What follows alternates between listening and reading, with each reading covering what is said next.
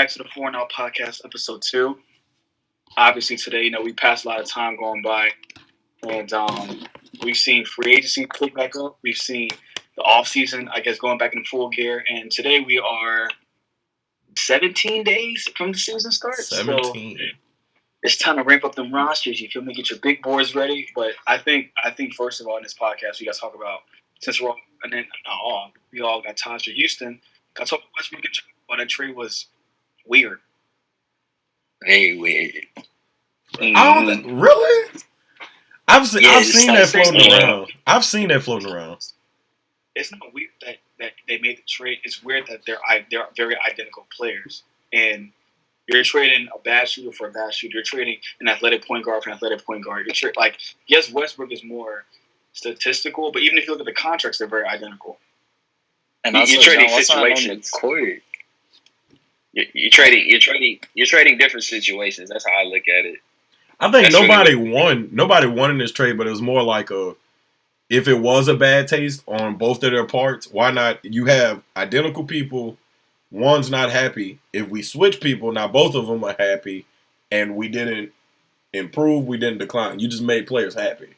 You just played the. But you don't know if John Wall's going to have sustained happiness. You also don't know if Westbrook going to have sustained happiness because he was coming to Houston with his best friend and he got all the touches he wanted and still wasn't happy. But Westbrook, he asked to be traded, so you can't be mad once you get traded to another situation. You asked to be out of here, and you didn't give any landing spot. Is the point you said about neither one of them were happy. Yes, neither one were happy, but there was a period of time they were happy in a situation they were in currently, but they were in. Like Westbrook wanted to play in Houston with his best friend, and then something happened between Mike D'Antoni got fired and when he got traded. Something happened in that time that he didn't want to be there no more. And just like John Wall was looking forward to being in Washington, and when he heard that, he was like, "I won't be here anymore."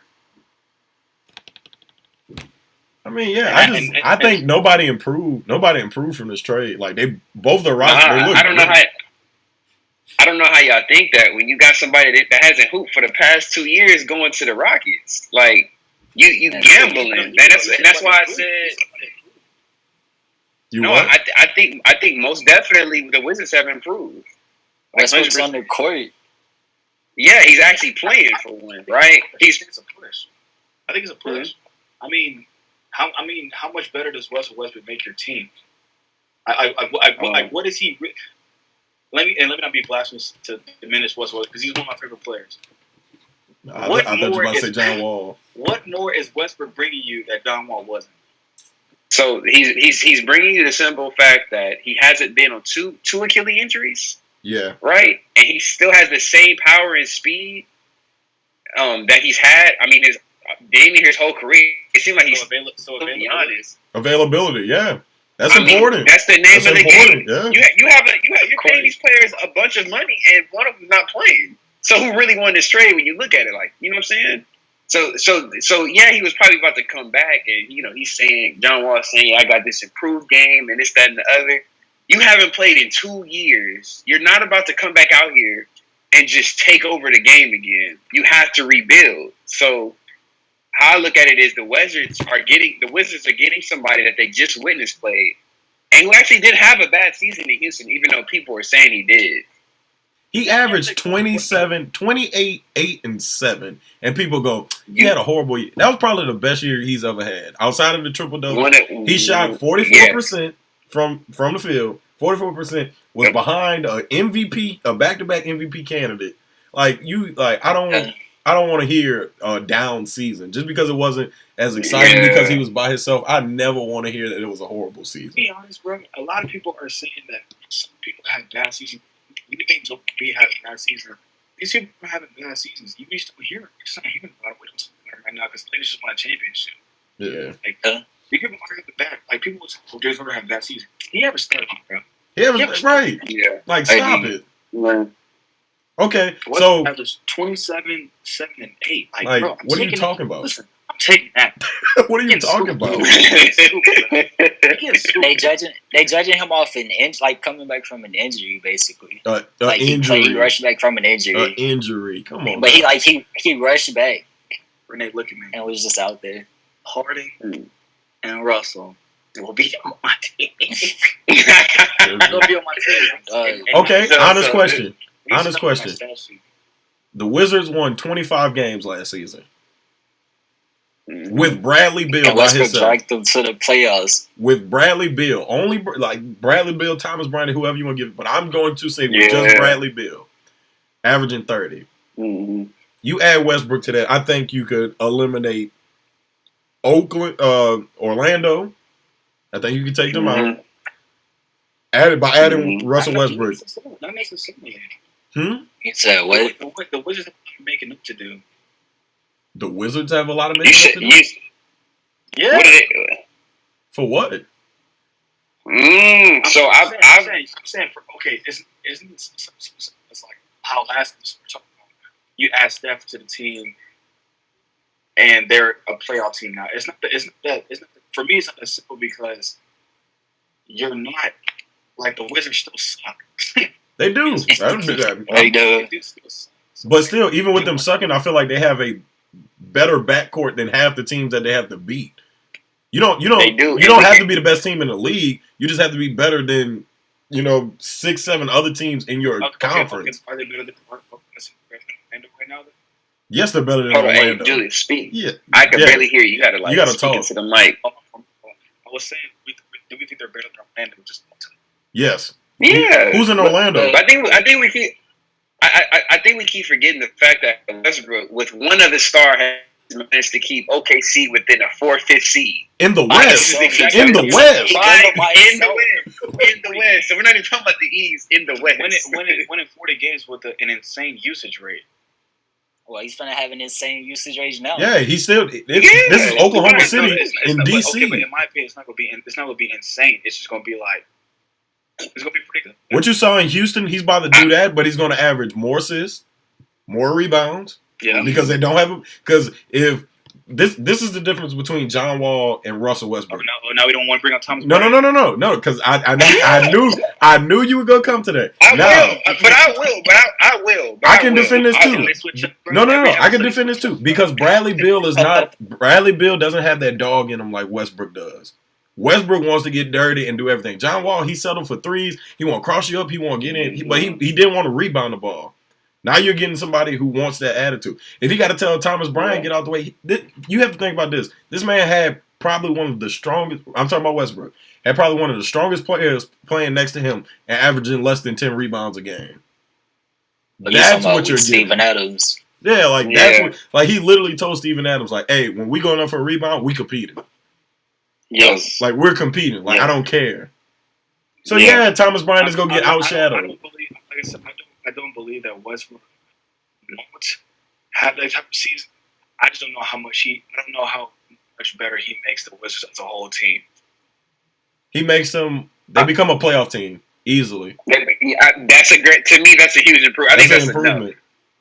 Yeah, that's because the only team you're not going to be better than is Milwaukee, Toronto, Miami, Philly. Brooklyn, and Philly. So 3 seeds are open. 3. And Atlanta's going to claim one of those seeds. I could call this now. Yeah. Atlanta's going to claim one of those seeds. Blacks. Yeah. And then them other 2 are up for grab.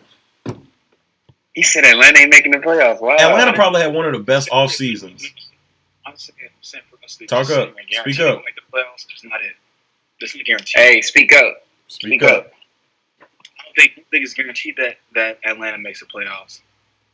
Who's better than them? Charlotte? LaMelo? The Knicks?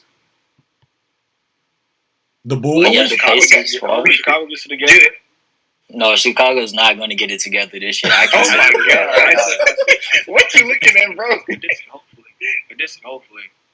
The only one I might give you. The only one I might give you. Detroit might be able to make an 8th seed push. Well, Miles Plumlee and Jeremy Grant. All right, bro. You're in the East. You don't need much. You don't need much. You got Blake Griffin and everybody else. To be an 8th seed, you got to win 32 games. You can do that easily. So basically, we're banking on Orlando to drop out and Washington to get in. Orlando has lost everybody. Who you banking? You lost a perennial shooting guard, Evan Fournier. They did. Oh, where did Evan go? I don't know. I never saw he resign, but I know he left. Last thing I read. I want to say he's just still sitting there. Is he still a free agent? That's what I said. I'm pretty sure he's not on contract. Yeah, he's not on contract. That's all. Somebody fact check me. I'm pretty sure that's true though. I never saw anything about him re-signing either. I saw him hit the free agency, and I never saw him accept a deal for the Magic or decline one. No. He's going into his contract year right now. Okay. Okay. Well, I was a year off, but I remember he was one of the names. Okay, so he was in the talks. Yeah, I take it, but teams will be looking at him. I'm not banking on Markelle Fultz, Mo Bamba, Aaron Gordon. Well, Vult is an all-star. Vult is made an all-star team. He ain't enough though. He a big man. You can't build around a big man in this league. Not right now. Not currently. Okay. Yeah, not currently. Let's get off Westbrook. What do you think John Wall asked for the Rockets in? I think and this could be to calm your nerves. It may not be a play style or anything like that, but I feel like he is more B type. He's not that alpha kind of player. He's more B type Harden. So that could play into keeping him in Houston. Because I think 2 years behind, 2 years off the court. You gotta keep it for him.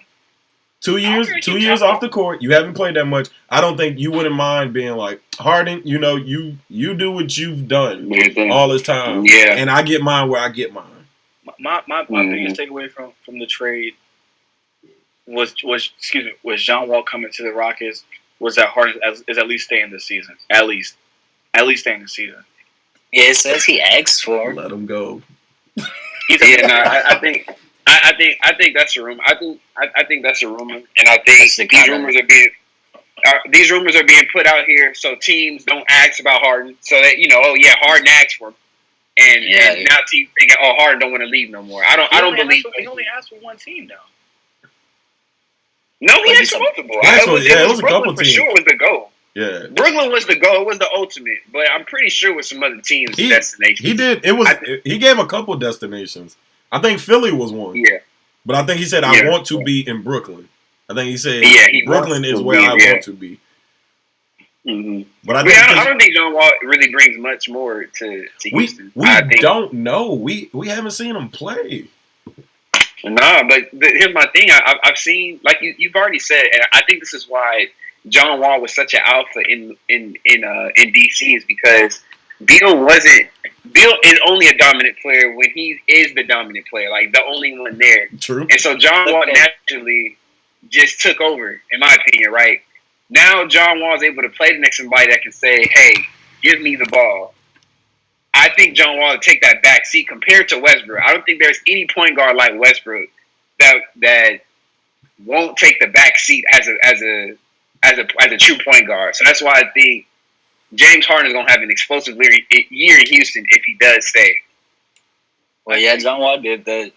Oh, he took over just because he called Bradley Beal his sidekick multiple times before Bradley Beal became an all-star. Mm-hmm. Yeah. Before he became this all-star player, he always called him my sidekick, my little bro, my whatever. Yeah. The little nuances. Yeah. I get it. So like with Harden is the better player, and I'm sure like he would look at it as that coming off of back-to-back Achilles injuries. He hasn't played in 2 years. So he's like, okay, I can rehab. I have this top 5 player on my team. Like, I can do these things. And just to everybody watching, do not trust them workout videos. We done seen everybody be cold in the gym. Yeah, please do not trust the workout videos. He's still at rehab. What's that gym in New York, man? At Jordan Gym in New York, bro. Hey, listen though, we can't sleep on that gym. Melo came out that gym and is hooping now, bro. Let's keep it a buck. But still, what we saw New York Melo in that gym. Drummond was hooping in that gym. Who? Stop it, bro. Kyle Lowry was hooping in that gym. Kyle Lowry. Here we go. I saw Drake. J. Cole was hooping in that gym. I saw Quavo. Quavo was in that gym, but don't. In that gym? That's hilarious. Next topic, I'm gonna pass it to Renee, bro. What them Lakers looking like now? Man, listen. Let me tell you something. Stop. Next topic. Hold on. You gotta be at 2P. Said my boy. My boy Shannon said, Ibaka, Waka Flocka, Lakers in 3. Too deep. They too deep. Waka Flocka, Lakers. And it's sad. It's sad that I have to talk about the Clippers when we're talking about the Lakers, who've already proven to be the championship team. It's not even. The close. media keeps pushing. It's not close. It's not even close, and I can't stand the fact. And it's it brings money to the city of LA, so I get it. But the media is going to continue to pump up this Clipper team like they are the kryptonite to the Lakers when they can't even. They're probably going to have trouble with Denver again. They're probably going to have trouble with Utah. I don't know who else. Utah, Utah. yeah. Like Lakers are the ultimate team right now, and we still talking about the Clippers like they the kryptonite. If anybody, the kryptonite is Denver because that was the only team that scared me during the playoffs. But we're gonna have a good season per usual. I think Utah has a good chance against the Lakers, honestly. But I see Denver beating Utah every time. That's my thing. Me too. They went to Game 7. Still beat them. Yeah, No matter what happened when you get there. No. Okay. Ray said beat them every time, but they went to Game 7. It ain't like every time. But we see them in the playoffs all the time. We see Utah all the time. Yeah. I don't know the series between the two, but it's always going good. based on It's always good, but we always win. Utah was up 3-1. Yeah, so that's my thing, and then too, like Denver has a team, and I know I'm kind of getting off topic, but I mean Denver literally has a team that's built around a 7-footer who can play point guard. We've seen LeBron. I'm not saying this guy's LeBron, but we've seen the game type. Jokic is a grip to handle, and Rudy Gobert, whatever center, there aren't too many centers that can hold it. Maybe AD at most. Yeah, I don't think Utah not getting past Denver not anytime soon. That's just me though. The Clippers lost everything worth talking about. Like everything worth. You kept Kawhi and Paul George, but you let Montrezl walk. Yeah. They lost somebody else. I can't think of buddy name. But I mean that everything that you hyped up to be, this is what it needs.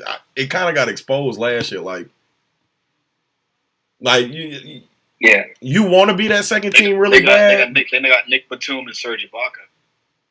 But what is Serge Ibaka going to do with Jokic? Anthony Davis.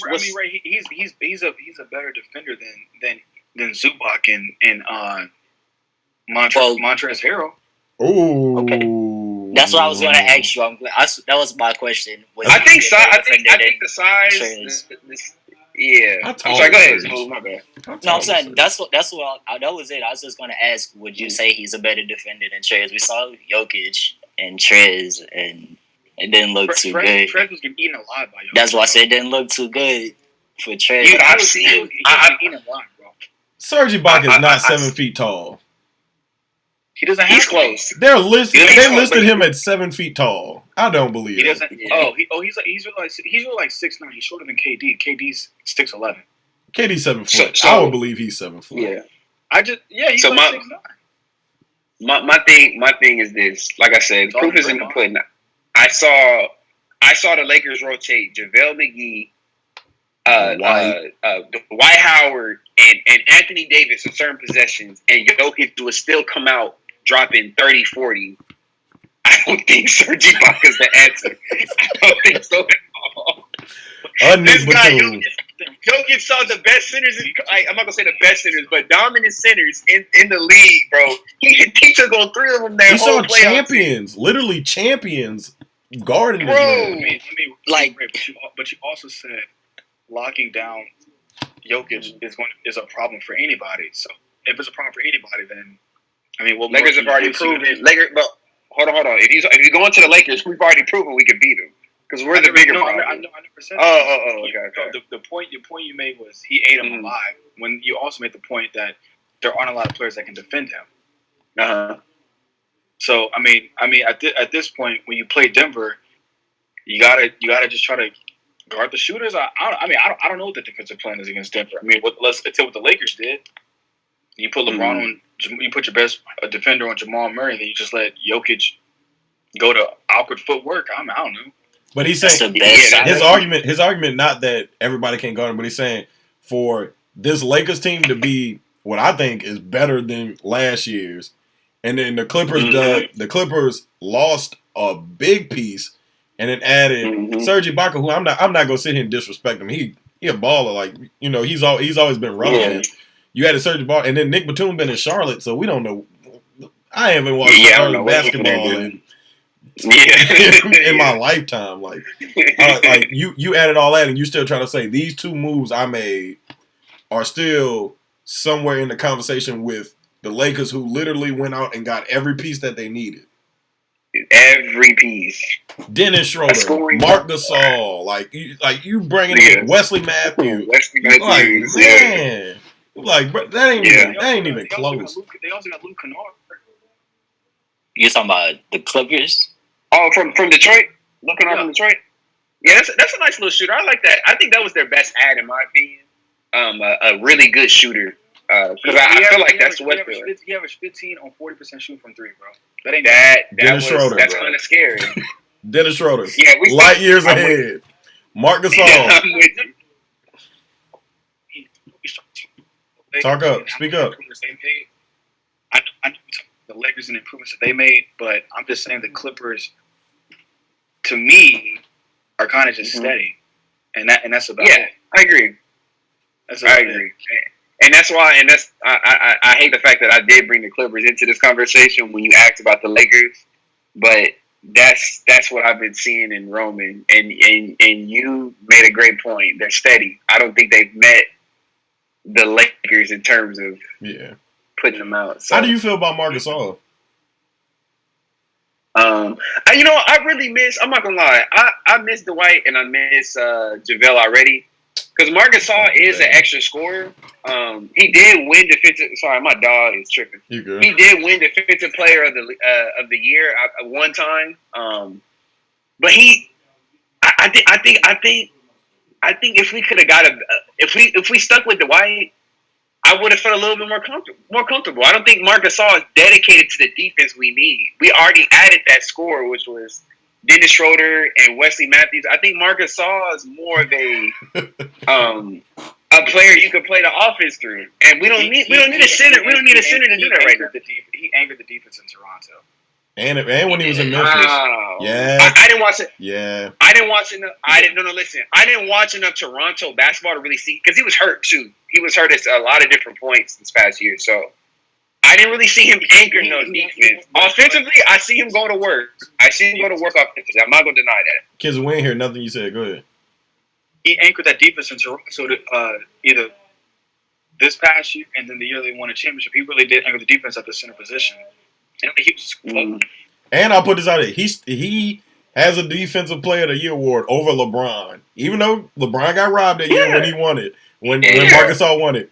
He does have that. So I won't defensively. He's not Dwight Howard or anything like athleticism wise. That's still my point. No chump. That's all my point though. Yeah, he still ain't no chump. That's all my point. We had a true. Jordan Bell. You said Jordan Bell. Y'all did get Jordan Bell. We've already waived him. He's been waived. Damn. I believe so. Yeah, you can check it. Dang. Yeah, they made that trade and said no. Was that to get Oubre in there? I forgot how it happened, but yeah, I know who are they trying to get? Yeah, I think that was a part of all that. Yeah, they ended up moving. No, Bell was in Cleveland. Bell was in Cleveland. Was and then he came here. I forgot how though. I thought he was. Yeah, Bell was in Cleveland. I thought he was with Golden State. He was with Golden State before. Yeah. He was with Golden State. No, he's Cleveland in June. But how do we get Bell though? How do we get Bell? It was a trade with Cleveland. It was a trade with him and somebody else, and they traded away. Who went to Cleveland? JaVale. It was that Avery Bradley. Oh, JaVale. Yeah, that's what happened. Yeah, JaVale. Yep. That's it. JaVale, that Cleveland team, I feel sorry for any diehard Cleveland fans, bro. Yeah. You banking on Kevin White, Colin Sexton, JaVale McGee goofy behind, And got Drummond still. my beef with JaVale is he was a Nugget before anything. He was also a Wizard. He ain't do. Mm-hmm. He was on Shaq and the Fool more than the highlight tape in Denver. Then went to Golden State and ran up 2 rings and was balling out. Yeah. Then went to the Lakers, ran up a ring. And it's just like, where was this JaVale when we had you? Right. You was just a goofy. You was a goofball when you was in Denver, and then now you're a 3-time champion. Like, let's start with the fact that the LeBron effect. That it didn't do that. You know what I'm saying? That's true too. JaVale has became very relevant. The Curry effect too, because you went up there and ran it up too. Yeah, exactly. Yep. Curry effect. Speaking of Curry, he's coming back this season, and I think that gets a good segue for us to go to the TV broadcast schedule that came out the other day. And looking at that schedule, let me actually pull it up. Yeah, I'm about to pull it up too. Mm-hmm. Oh yeah, man, that mug is wild. That schedule is wild. It show you the politics in like the NBA. Not the politics, but the game that they play. The top mark is the Lakers with 16 games. Rightfully so. Defending champs. There are several teams with none. The Wizards have none. The Magic have none. But some other notable teams is the Warriors with 14. The Pelicans getting 14 games, bro. Stop it. That's a lot, bro. But that's the thing, though, too. Zion's name has been thrown in so many conversations with LeBron. I think the media is running with that. They're building it right now. I'm telling you, they're trying to show you who to put the eyes on. Zion ain't even touching Zion, and I'm sad to say this. It's not even for the best player on that team, Brandon Ingram. Yeah, not even for the best player on the team. They want to see Zion. I'm not running my TV on a Thursday night to see Zion, but if you like, bro, I'm not saying, hey y'all, I'm gonna go watch the Pelicans play. I mean, in my opinion, but I don't do that for a lot of players. Though, like I'll do that for like LeBron. I might do that for Giannis. I'll probably do that for KD and Kyrie whenever they come back. I might do it for James Harden. Maybe Zion. But I don't even understand. So you give the Pelicans 14. You give the Heat 10. You give the Denver Nuggets 6. And it's like what are you like? How do you give the Blazers 5? That's what I'd rather watch Dame than watch the Pelicans. That seemed like every year though. I never really catch Blazers. That's every year. Yeah. That's every year. But even then, I think this is crazy. How does the Mavericks get 14? I want to watch, bro. I want to watch Luka too, but 14? That world. That's all it is. International. You're watching. He's international. So does Luka and KP next to each other just kind of feed into that? Well, we have this audience now. And Porzingis from Slovenia and Luka's from, where's he from? No, Luka's from Slovenia. Porzingis from Latvia. Latvia. Yeah. Okay, let's play this game then. Name the starting 5 in Dallas. So you got Luka. Tim Hardaway Jr. I know he in that with Porzingis. Josh Richardson.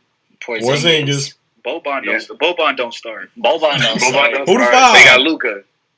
Who the 5? Finney Smith. I mean, but we did name 4. But out of those 4, you're watching one of them because nobody's tuning in for KP. I don't care what you say. You're not tuning in for Porzingis. Boban bringing in some viewers, bro. Boban. Yes, bro. Boban is bringing in viewers, bro. Boban, I love you. Stop. You gotta look at what Mark. You have to look at what Mark Cuban did, bro. And the guy is a genius. He has an international market. Why don't the Hornets get a game? The Hornets. I want to watch Melo. I mean, you want to watch him? They do not. Yeah. His last name is Ball. That's why. Everybody in this podcast want to watch him. No. Yeah, we're saying you want to watch him. They don't want to watch a Ball because it's the daddy effect. Yeah.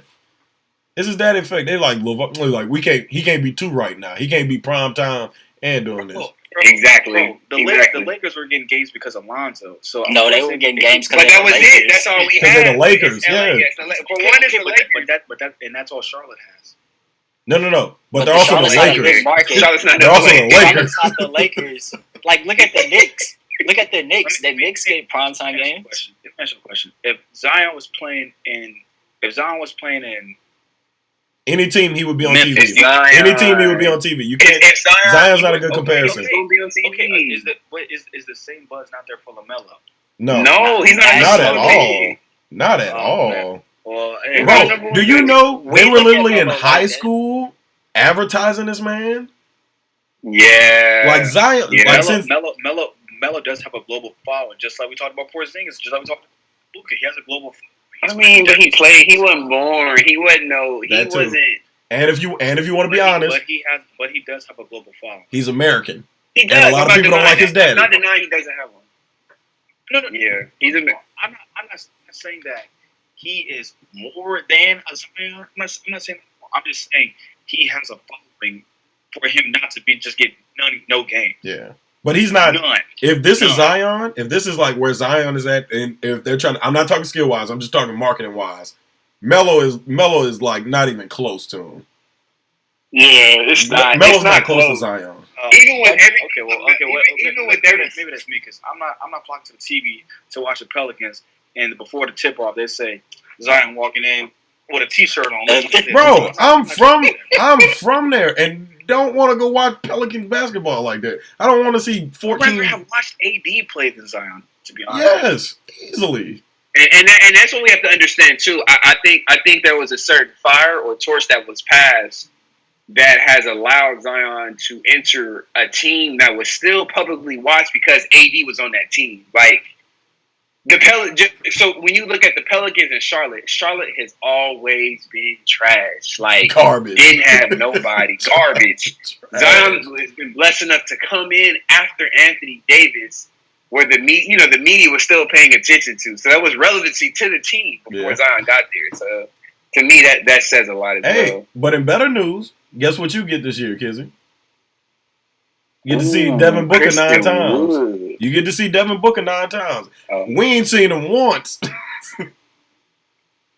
I like watching Devin Booker play, but the one thing about him is I don't know how many games Smooth has seen of the Phoenix, but Devin Booker will go a whole first quarter and shoot 2 shots. So yeah. I watched a lot of Phoenix. I watched a lot of Suns basketball last year. I would say more than you'll be like, man, I'm gonna turn the game off, and then you turn it off, and you look at the fantasy, and he got 35. Well, ain't that how y'all watch basketball? Kind of the first half, I'm like, I want you to ball, but I know when the third and fourth quarter hit, I'm like, oh, it's turn up time. Like, okay, but I'm not saying something like this, but like if you watch a LeBron game, a Kobe game, like no. I gotta get you. I said on the Kobe one.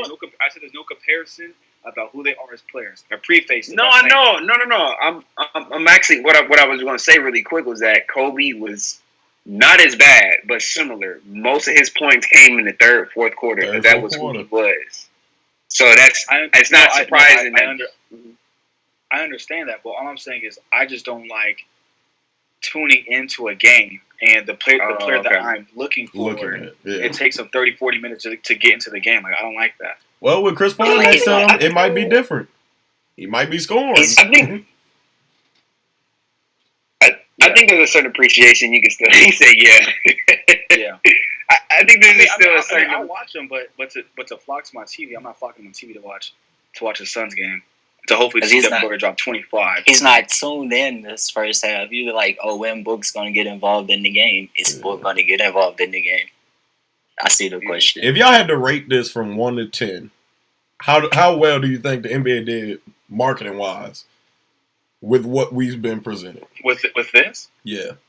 Let's read it out for people who don't know. So we got Lakers with 16, Celtics with 14, Mavericks with 14, Pelicans 14, Warriors 14, Nets 13, Bucks 12, Clippers 11, Heat 10, 76ers 9, Suns 9, Rockets 7, Nuggets 6, disrespectful, Blazers 5, Jazz 4, Raptors 4, and Grizzlies 3.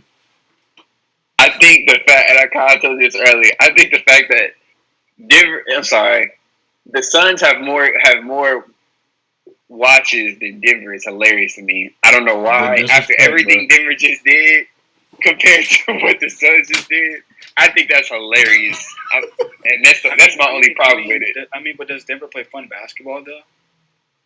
Bro, Jokic is so fun to watch. This guy's a 7-footer that can play point guard, and he's just big, no athleticism.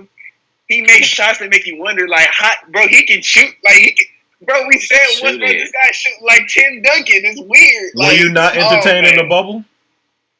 Dude, I'm trying to tell you, man. It was very entertaining.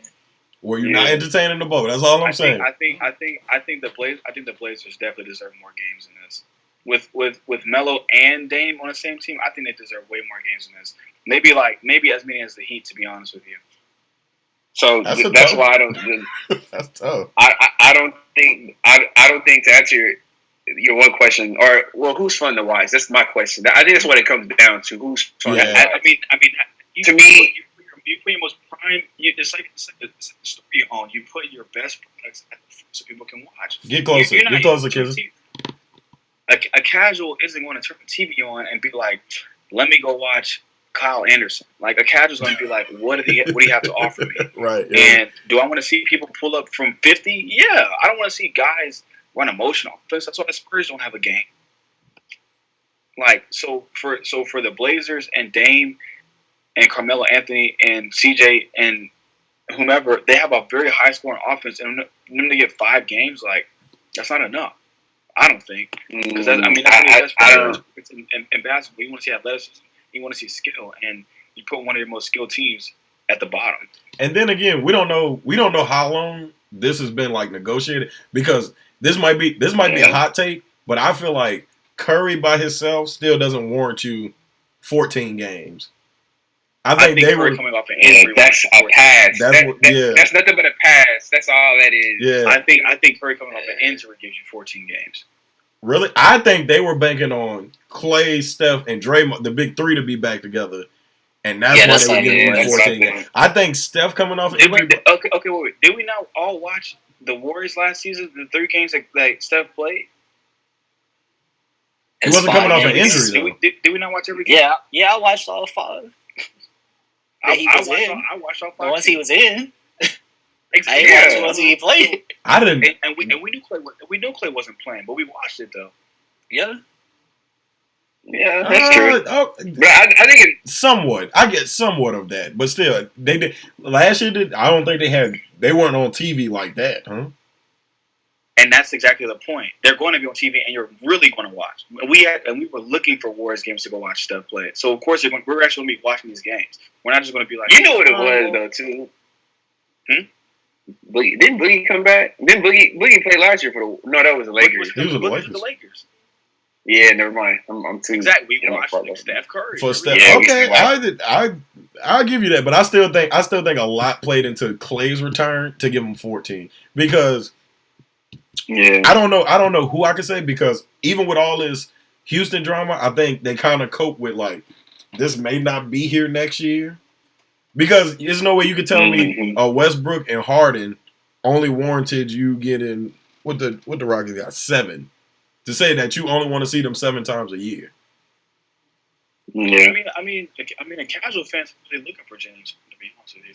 They're not looking for James Harden? I don't think so. They don't like him. They don't like to watch him play. Like, you ask a common person about Harden, they don't like to watch him play. They say he shoot a lot of free throws and things like that. They don't like to watch him play. They like to see him. If he gets hot, they'll tune in when they get the alert. But other than that, they aren't looking to watch him play. Right. I don't think it's not that. You're right, Julius. I agree with you. I don't think we really care. We just like looking at the numbers he puts up, not necessarily how he gets. I don't mind a play. You can't be mad if the ref. You're not a casual. You're not a casual. But I feel like mind it. Okay, yeah. I can't speak, but that's what I'm saying. But you see the Clippers 11 times again. Yawn fest. I don't care.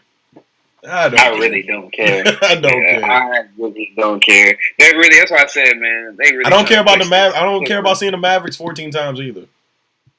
I don't know about that one. I don't. I'm watching Luka.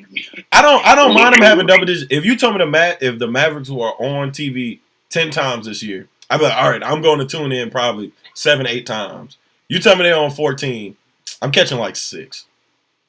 Luka, 14 is a lot. That's what I'm saying. It's a Luka bunch. I'm not mad that they got double digits, but to say like, yeah, the Heat got 10, and you tell me I can understand why they got 10. He's a lot of attraction though, so you have to put him up there to get people to draw in. Like it's just I want to watch Luka play. It's when these people in Latvia and Sweden and Australia, yeah, like, oh, I'm watching NBA. Mm-hmm. That's it. They're not. Like I said, casuals. Like this. I think this stuff is really made for casuals. Okay. So John Moran ain't getting number more than 3 games. Okay, so let's go back. Let's go back to where we started. Then, if it's for the casuals, like they say, because as much as people don't want to say, we got the streams. You do everything. You know, if you want to watch basketball, you gotta have a stream. Hey, hold that down, brother. You gotta have a stream. Hey, it is what it is. But what I'm saying is, the casual person trying to watch Zion play. How excited is he in the first? How excited is he in the first half? If you said that about Devin Booker, he's slapping on people's heads a game. He don't start dunking till like the third quarter. Zion scored. He gonna catch a hoop in the first. He what? He gonna catch a hoop in the first. A point. Zion does score a point a minute in the bubble. He was scoring a point a minute. Yeah, 23 minutes, 23 points a game. Wow, yeah, he did do that. Okay. And most of a casual will love Zion. A casual will think Zion is a baby Braun, bro. Okay, I'll give you that. I don't know. Like when you say casual, are we doing like, because is it casual like high schooler, like somebody that just may tune in, or are they thinking like the everyday person, like the everyday person, like a 20? A casual is going to say, yeah, what Kevin Durant did, that ain't really a bad move. That's a casual. Gotcha. A casual. Listen, a casual is somebody that actually says, "Hey, it's Thursday. Who's playing on TNT today?" People like us, we gonna find a way to go watch the players we want to watch. Whether we know when the game streaming services, yeah, we already know. But the casuals are the people that actually wait for ABC Sundays. Are you watching them Christmas? Casual. Yeah, you know what I'm saying. Okay. So that's what I think the casual is. Let's talk. Hey, that's a great transition right there. Christmas Day matchups. Black. Okay. I guess it's sweet. It could be really quick. We don't have to hit on it. But that schedule came out, and I was like, I mean, this is a good ending point, honestly, because we don't know how the next one is going to pan out. Because a lot of people start off with one way of thinking, and then it ends up being a totally different thing. Yeah. Mm-hmm. Okay, the first game on Christmas Day, I guess. Okay, so let's rank it by watchability, and then we'll rank it by do we think it's actually be a good game? Okay. And watchability and why would we watch it? So let's do that. So Pelicans at Heat.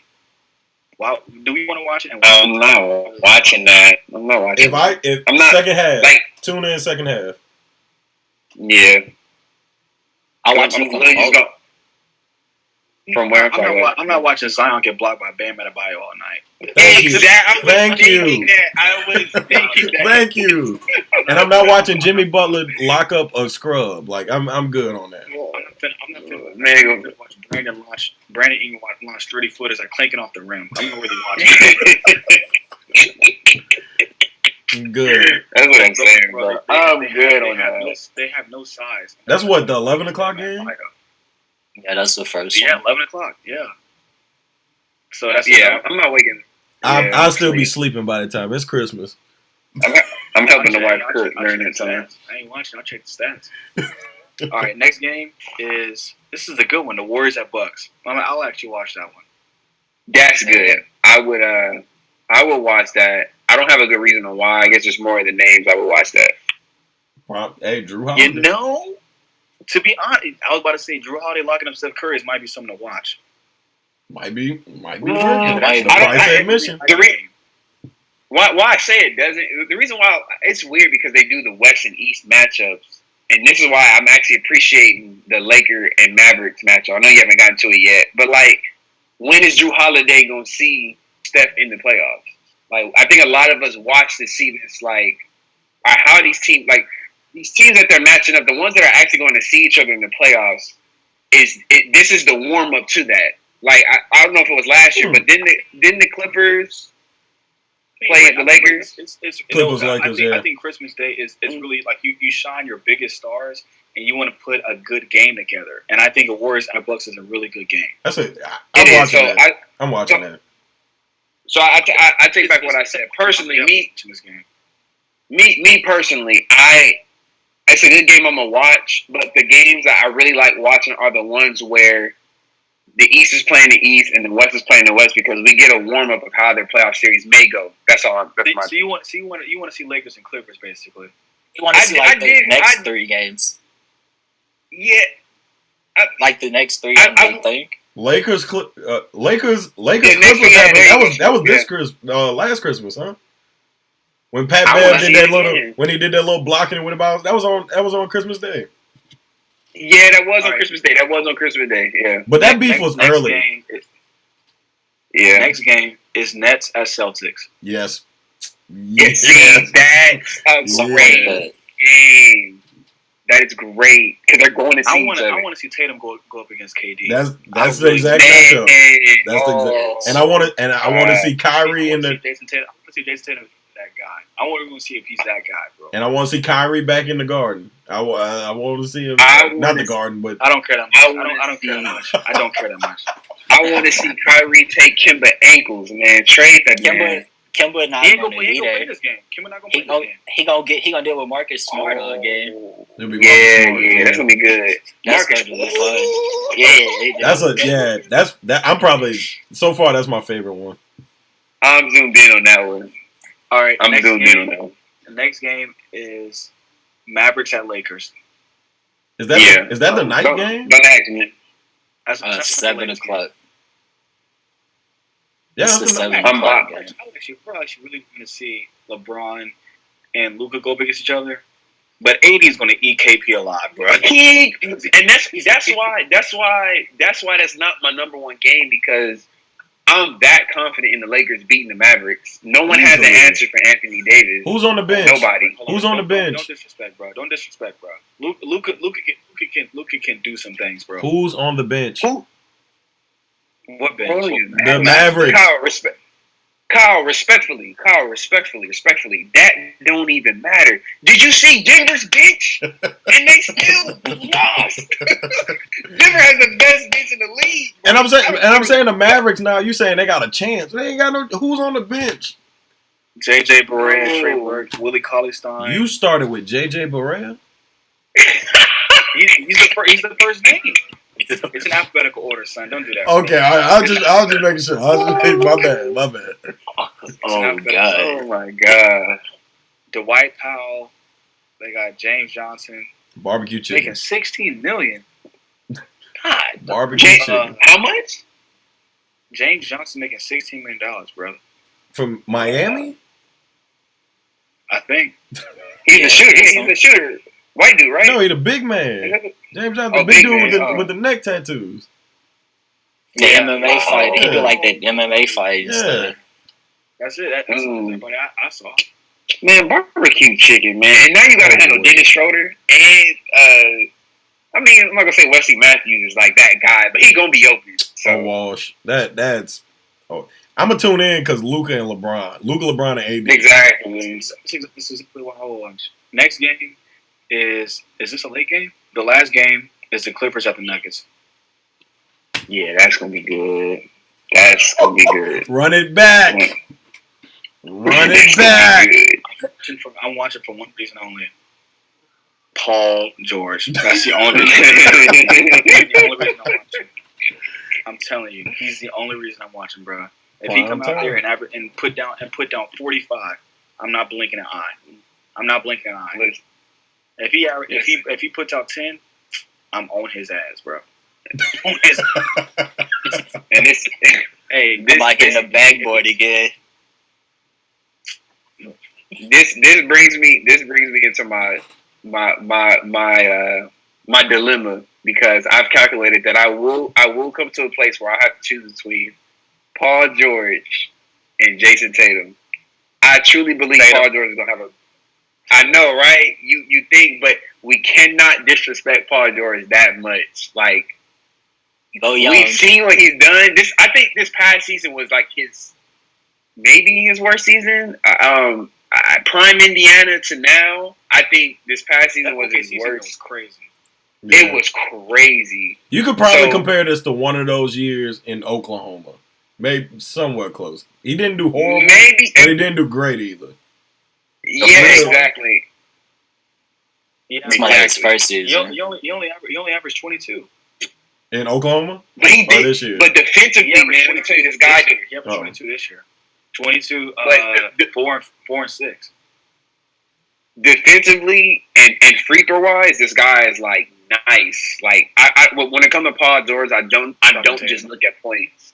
But I hear you though. I hear you. I think that's where I may go too. But Paul George may have a blow up season just because of the simple fact that he got to prove something again. So I don't want us to sleep on too much. But the thing with Paul George, he always has something to prove every year. Every year we're talking about, is he a star or a superstar? And then he always like fits right in that middle part. Like he's right in that Joel Embiid or that Ben Simmons or that Pascal Siakam range. And I mean, what does that really do for me? I'm surprised they didn't get a Christmas game. A Raptors? Philly. Yeah, Philly. They always. No, that's surprising. That's surprising. Yeah, that is surprising. I thought over the Pelicans. That is true. Yeah, the Pelicans got one before. Yeah. I'm not talking about the Pelicans, bro. Until further notice, I'm talking about the Pelicans, bro. You know what I'm saying? They could have got a game. The Sixers over the Pelicans. That's if you had to take one team out and put the Sixers in, I would definitely take the Pelicans out. Lonzo Ball, if you listening, you probably not. If you come out there averaging 8 points, bro, retired. Straight up. Retired. Straight up, bro. Straight up, bro. I'm not watching basketball games to see Lonzo Ball go out there and average 8 points, bro. You were the second. Bro, but he didn't average that. He averaged like 11. He averaged like, what, 11, 7, and like 6 this past season? He didn't average that. That don't sound too far off. That's about Lonzo. Maybe 9. Yeah, he's borderline, bro. He's very close. 11, 7, and 6. I'm on the dot. That's nice. That's actually nice, bro. He just shoot really bad, but that's actually decent. He shot what? 40%. From where? Or just in general? From everywhere. From the field. But that's not. He shot 56% from the free throw line, bro. Okay, I can't defend that. Yeah, because this is third year. This is third year.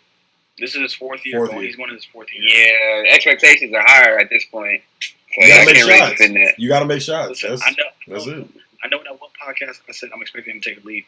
He better take a leap. I'm changing my team name. Straight up, bro. He can't do that, but he can't do that next to he can't take this huge leap next to Ingram, JJ Redick, and Zion. There's room. No, there's room, right? There's room. Oh, there is room. There's room. There is room. He has to take. There is room. Listen, I need to see 15, 8, and 6, bro. I need to see like 15, 8, and 6. I could see that. That's not hard. And that's not bad. That's not hard. When that team is not to ask for it all. That's a couple layups, 2 threes, and you open dunk, bro. That's something to ask for, bro. You're a starting point guard, bro. With the ball in his hands. Hey, he got a squad next. What is it? Lonzo, JJ, Ingram, Zion, Adams, Ingram, Derek Favors, Zion Williamson, and Steven Adams. That's it, bro. You have a Favors gone. Yeah. Yeah, Favors gone. But they did have Adams. That's what I'm saying. What's the guy? Jackson Hayes. Jackson Hayes coming up 6-man. Derek Favors is still on the squad. Didn't he just go back to Utah? Bro, I'm tired of y'all telling me who here and who not, brother. Derek Favors is on that squad. Are you what did he sign? Because he was a free agent, huh? Yeah. I thought Favors Yeah, what's his contract? Yeah, double check that. I thought it was Utah. Went back to Utah. We do too, but Kizzy said he's still with New Orleans. I don't know about that. He's still in New Orleans.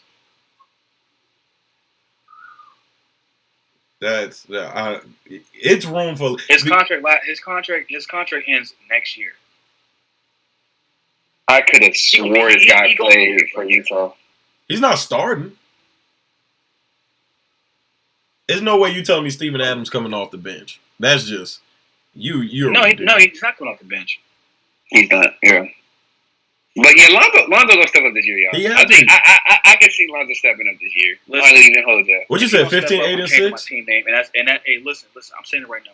If you don't step up, I'm changing my team name, bro. I don't know what it's gonna be. I'm changing my team name, bro, because I can't do this. But what if LaMelo's balling? I mean, you know what I'm saying? Like it's two of them. Ball control, and he was set it on Lonzo's draft night, not on LaMelo's. It was Lonzo's draft night. What's the next topic? 15, 8, and 6 is what you expect. I guess the last topic can be, and that's because I'm a media person, but Kyrie having a media blackout where he put out a statement and he's saying that this is the only thing that I'm saying for the rest of the year. The reason why I have a problem with it is because when you shoot 2 of 17 or when your hamstring go out, I'm not trying to hear from Spencer and Dinwiddie. I'm not trying to hear from Yes. I'm not trying to hear from Jarrett Allen. I'm not trying to hear from DeAndre Jordan. Yeah. Why, Kyrie, why don't you pass the ball? Why is the offense not working? Why is KD averaging 19 points a game? These are the questions I want to ask Kyrie Irving. I'm not trying to ask nobody else. And I'm definitely not trying to ask Steve Nash. Kyrie, bro, Kyrie is really, to me, he's acting like an petulant child. And he's been acting like that for several years now. This is just the latest. It's just the latest instance of that. This ain't nothing new. They're babies. These people are babies. You think Kyrie Irving's a baby? He acts like I'm not saying they're babies in terms. I'm saying they're acting like children is nothing new. Yeah, you can pay all the money. Look, y'all know how much I love the big man. I love AD, Boogie, Joel Embiid, and all. I literally watched a YouTube compilation of DeMarcus Cousins just losing his stuff over nothing. Like the simplest thing. Like they act like children when it comes to the media. LeBron cries to the ref all the time. I know this is not media, but he cries. He do a lot of that to the ref. DeWan, Russell Westbrook, all of them, they cry. It is what it is. And they want to run part of the game because they feel, and Kizzy, we shared time doing the media thing. If whenever somebody has a bad term, it's always that the media doesn't understand the game or anything like that. It's like, it's not that. We may not understand it like you, but you did shoot 2 for 17, and anybody can see that. Why are you running from that? I'm paying you $30 million. Why am I paying you $30 million? First of all, we can break it down.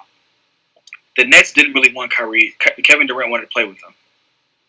The Nets, Kyrie Irving has been proven as not, I don't want to say a team cancer, but he hasn't making his team better. Wait, go back to your first one. What you said?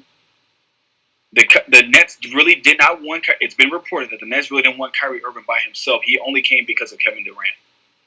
Because they wanted KD. Mm-hmm. And KD was like, I want to play with Kyrie, so you got to bring us both in. It's also how DeAndre Jordan got that spot, but that's besides the point. That's true. Yeah, secondly, I believe that. Secondly, that's factual. He has shown to not make his teammates better or to devalue his team. Okay. I.e., last year when D'Angelo Russell looked a lot better than Kyrie did.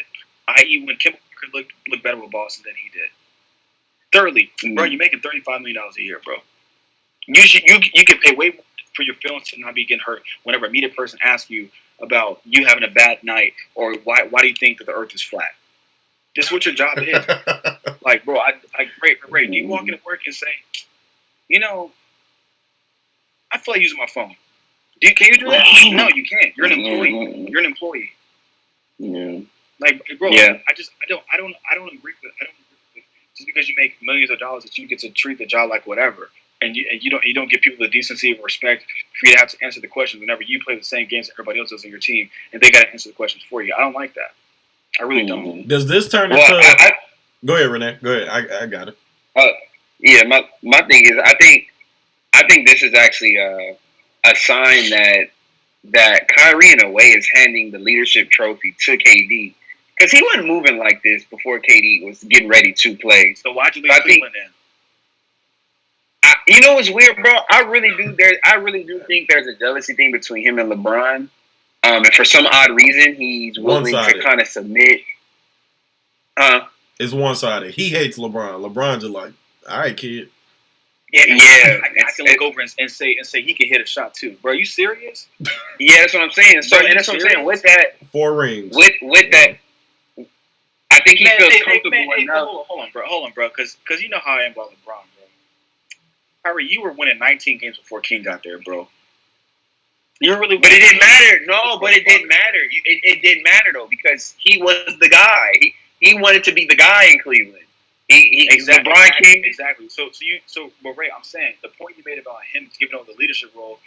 Now he don't want to be a leader when he's been begging for leadership ever since he got in the league. But I see what Kizzy's saying. That's why he left because he wanted to be the leader of a team. You left because you left because you wanted your own team, and then you said that. No. He left. No. He said that, Renee. He said that. That's his quote. Why he left? He said that leaving Boston. No, leaving Cleveland for Boston. No, I know. Listen, so y'all hold on. Y'all listen. Y'all listen. Let me make sure because my point is leading. So he left Cleveland because yes, he wanted to have his own team, but he went to Boston and found out that being a leader is not that easy. Came to Brooklyn, same thing. A lot of questions he has to answer to. Now that KD is here to be the leader, he doesn't mind passing that trophy on because he sees that he's not fit. So why'd you leave Cleveland? You could use. I don't want to say you see that from a mile away. He made a mistake. He made a mistake, bro. We make mistakes. Let's not act like he. If you ask me a point blank question, Kyrie, will you not leave us like LeBron did? No, I ain't leaving.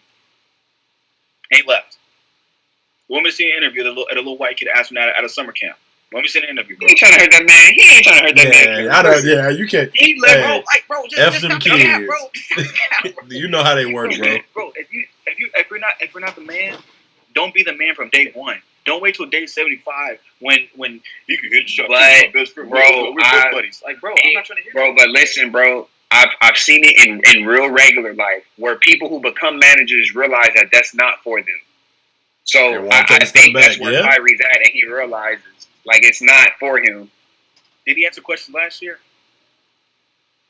And hold on, and my last point, he did because I think morally Kyrie has an obligation, right? He realized that he was the guy, and nobody else can answer those hard questions. Now that KD is active in here, he can answer those hard questions because he's on the court. He's going through the day to day. He couldn't do that last year, bro. You lucky. And last thing, that's a sissy move, I also saw an interview. No, it's not. It is, and it isn't. No, hold on. It is and it isn't. But last thing too. He even in Boston. This is when he realized he wasn't built for this.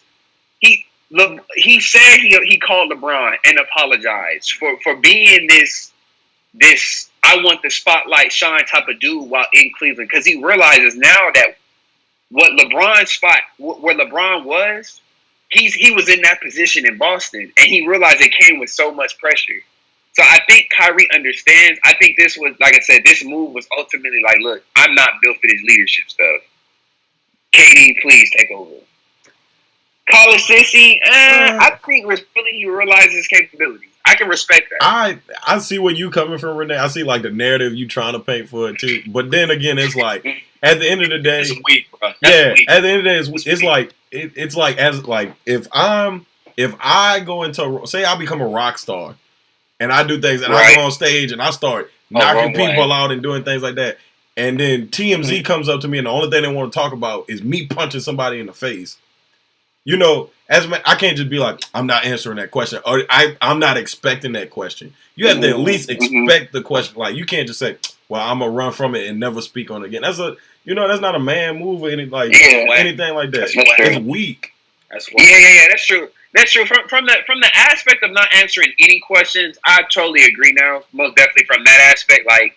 You got your bench players or somebody else possibly answering questions that you could at least answer. You want to be the guy. Yeah. But you don't want to have that mantle, bro. Like, but that's the part. Let's keep it real though. I think to a certain extent, if y'all were in a position and realized that it was not good for you mentally, y'all would take a step back somehow. Now you wouldn't take a full step back. Go ahead. What? Ray, I got a question. You walk in the house, right?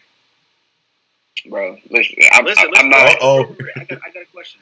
You walk in the house, right? You the man of the house, right? You walk in the house. That's different. Your wife. It's not different. It's not different because you walk in the situation. wanting the territory. Yep. Yes or no? And you wanted this relationship. Being the man of the house. Yes or no? Yeah. You took it on. You knew exactly when you walked in the door. You knew exactly what you were getting into. Yes or no? Mm-hmm. In this relationship, you walk into the house. Mm-hmm. Your wife says, "I'm not gonna say her name because this is public." Your wife says, "Ray, I want pizza tonight." You say, "Why are you looking at me for the pizza? You could have got it yourself." You still the man of the house. So look, but this is what I'm saying, and this is not me. This is a huge disclaimer. No. I want you to talk to me as Renee, not because I want to talk to me as Renee. Yeah, no. And I'm gonna talk as me, and then I'm gonna talk in the shoes of Kyrie if I could put myself in it for a little bit. Me myself, I'm not moving like that. Like, you know what I'm saying? I would have got the pizza. I would make sure the fam eat. Point blank period. This is what I want. This is what I signed up for. That's what you want. Right. Exactly. Right. But you have. But you have to. Y'all all have to realize this. Dudes, whatever, for whatever reason they have, people get divorces. You have the option to leave the responsibility, and this is what Kyrie's doing. He's saying, "Oh, you want pizza, woman? I don't feel like giving you pizza no more, so I'm done with this." Yes, right. He's saying that. That's a good counter. He's married. That's the thing. He's saying that after he wants the accolades, he wants the contract, he wants the claim, he wants the status, he wants the respect. But then nah, I ain't getting a pizza in there, brother. You gonna have to get on your own. Nah. I don't feel like driving you no more. You have to drive yourself. That's whack. That's whack. You drive every day. You drive a girl every day to work, and then on a Tuesday when it's cold outside, you think, yeah, I feel like when it's cold, bro.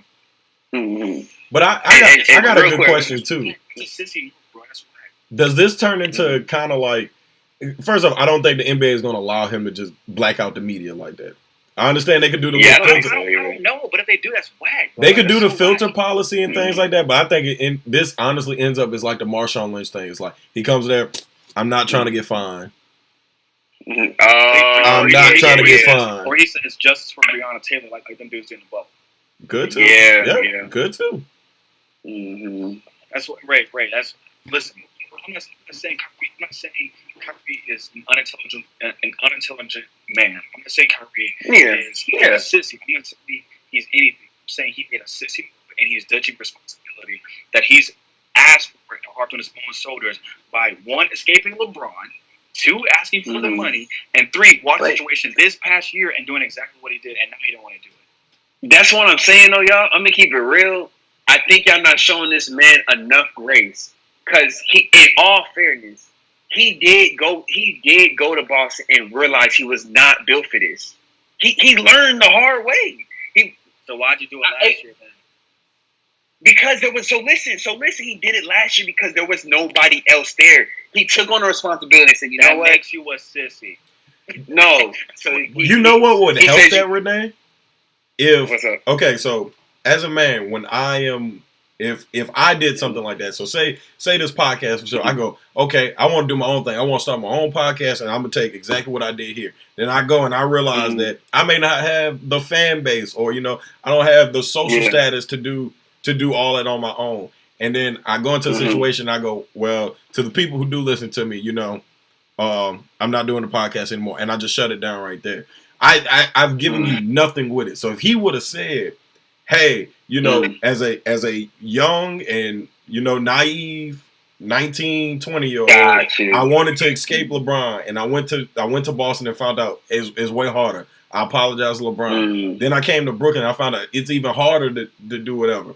Yeah. And then, you got to give some meat to it. You can't just be like, well, this year I'm not answering questions, and I'm leaving it up to assumptions of people like us to be like, you dodge a responsibility like that. If he came out and said, hey, mentally, it's harder being a leader than I thought, and now I have a veteran like KD who's dealt with backlash like this and things like this, and I want to hand that responsibility to him, I think we wouldn't have a problem with it. But he just said, I'm not answering media questions off of no premise of anything. He just said, I ain't talking to y'all. Did you read the statement? I don't know what was on the statement, but he did put out a statement.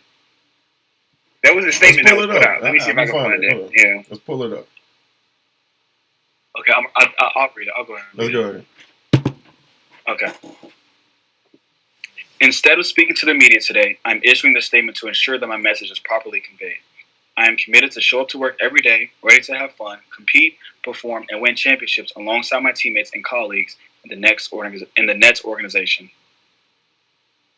That was it. Black Lives Matter? Did he say? I'm tired of the media. I'm tired of the media. Wait, you done? That's it? That was it. Yeah, Renee. I mean, so listen. I can't defend that, but I guess more so because I wouldn't move like that. I wouldn't just. As a man, you would not move that way. I'm not doing that. I'm not moving that way. As a man, I'm not moving that way. But this is what I do. I try and understand people's actions. There's a two. Oh, okay. Let's hear it. This all in many ways. So I pray for the safety and health of our communities domestically and abroad. I'm truly excited for the season to start, and I'm also praying that everyone remains safe and healthy throughout this journey. My goal this season is to let my work on and off the court speak for itself. Life hit differently this year, and it requires me to move differently. So this is the beginning of that change. Nothing with the decision. Cool PR. Yeah. So with that, right? I think as a person, what I do, I try and understand people's actions as much as I can because you get that. For one, I'm not in there. Yeah. That's all. And so I guess I'm kind of defending him, but at the same time, more so just trying to push out why he's doing what he's doing. And maybe, you know what I'm saying, I let the public run with that. That's the problem. I don't think... Wait, I'm sorry. Go say that again? His actions are very inconsistent. That's the problem. You know what's crazy, though? Because... Yeah, it's I don't know. I hear y'all. I can understand you getting irritated with questions like, man, every time I have a bad game, they come and ask like, am I working hard? Am I doing like imagine if you were Joel Embiid and everybody questions your laziness. So every time you have a bad game, they go, well, did you work out this week? Did you train? Did you do anything? That could get tiring. But as I feel like part of your draft, like you're a point guard, you know the blame is on your shoulders at the end of the day. Yeah. Like you know at the end of the day, I'm point guard. The point guard is essentially on each team the leader. Like even if you don't want leader responsibilities, it's still actions that you have to have somehow with it. So you can't like if you don't want to talk to the media, I think like you said, he included COVID-19 and he wants his work. I'd like do your work on and off the court like you want to.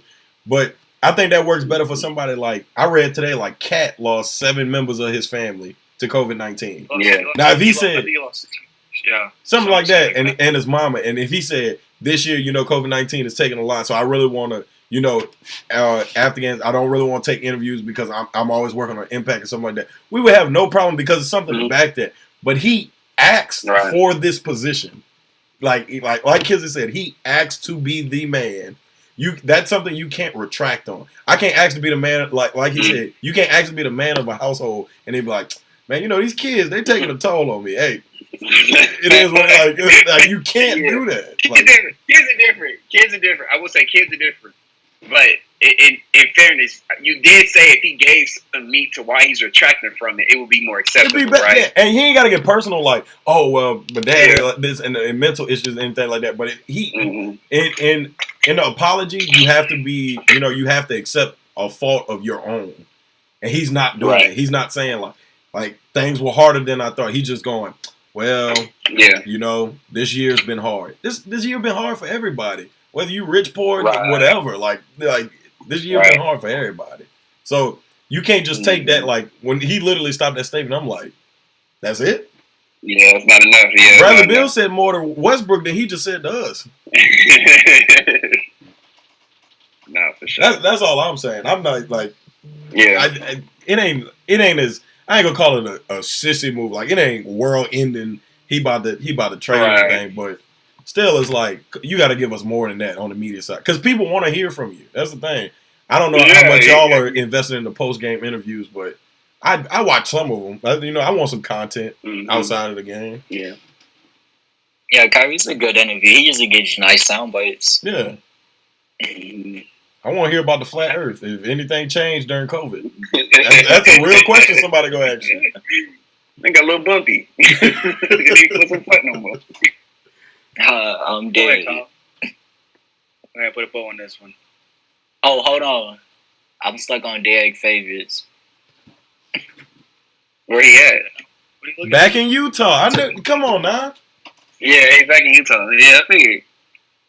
That roster you looking at ain't updated, buddy. Fact check smooth right there. Come on, man. That one just bothered me because I had just saw it earlier. Two players for COVID, so. That's straight though. You said it's a COVID. Two players got COVID, yeah. Dang. Signed a 2-year, $37 million deal with the Jazz. 2-year, $37 million. That's crazy. Oh no, that's the I first know. one. I guess everybody gets Oh, that was the first one? Yeah, that's the first one. The second one is like a 3-year. Oh, good. All right, before we start it 3 years, up, let's 30. sign off. Let's sign off and end this. Go ahead, Kyle, it's on you. It's all good. All right. So what day is it? Let's see. December 5th. So in about 2 weeks, we got the draft coming. Everything, the most exciting time of year starts. So we still gonna keep our weekly. We still gonna keep our weekly uploads coming. Y'all make sure to subscribe. Follow us. We'll put our handles down below in the description for the 4 Hour Podcast, and we'll see y'all next time.